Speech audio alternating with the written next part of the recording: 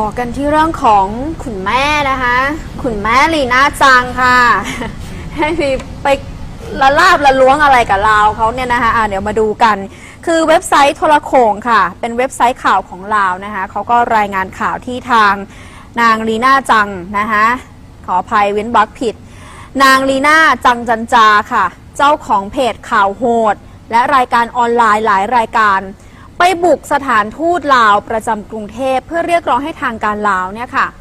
ส่งตัวนายวุฒิพงศ์กฎธรรมคุณหรือโกติกลับมาดำเนินคดีในไทยนี่คุณแม่ไม่ได้ตามนะคะว่าเขาไปเวียดนามไปไหนตอนไหนแล้วค่ะคุณแม่คะโดยเว็บโทรโข่งระบุค่ะว่านางลีน่าเนี่ยอ้างตัวว่าเป็นนักกฎหมายใช้วาจาดูหมิ่นกับเจ้าหน้าที่สถานทูตและอ้างตัวว่าเป็นเจ้าของประเทศซึ่งถือว่าเป็นเรื่องไม่ถูกต้อง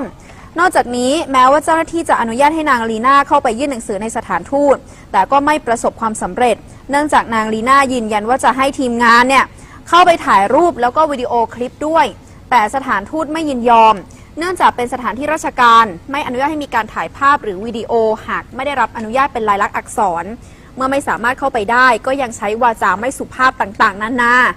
กล่าวหารัฐบาลลาวจนกระทั่งเจ้าหน้าที่เนี่ยยอมให้นางลีน่าเข้าไปยื่นเอกสารที่ช่องส่งเอกสารซึ่งเหตุการณ์ทั้งหมดนี้ค่ะทางเว็บไซต์โทรโข่งเห็นว่าเป็นความตั้งใจของนางลีน่าที่จะสร้างกระแสให้คนเนี่ยเข้าไปดูคลิปของตนเองส่วนเรื่องที่ทางการไทยต้องการตัวนายโกติ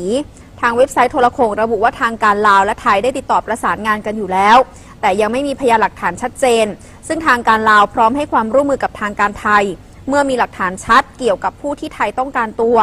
การที่นางลีน่าได้กล่าววาจาดูหมิ่นพาดพิงและกล่าวหาทางการลาวโดยปราศจากข้อเท็จจริงและหลักฐานในครั้งนี้อาจทำให้เจ้าหน้าที่ลาวฟ้องร้องเธอหลายกระทงแต่โทรโข่งก็ย้ำค่ะว่าขอให้พี่น้องชาวลาวอย่าตอบโต้นางลีน่าแต่ควรปล่อยให้เป็นไปตามขั้นตอนทางการทูตและกฎหมาย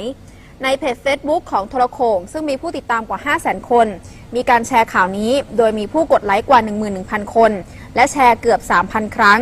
รวมถึงมีผู้เข้าไปให้ความเห็นกว่า 1,400 ข้อความโดยมีคนไทยจำนวนมากเข้าไปขอโทษชาวลาวและวิพากษ์วิจารณ์นางลีน่าอย่างรุนแรงนะคะ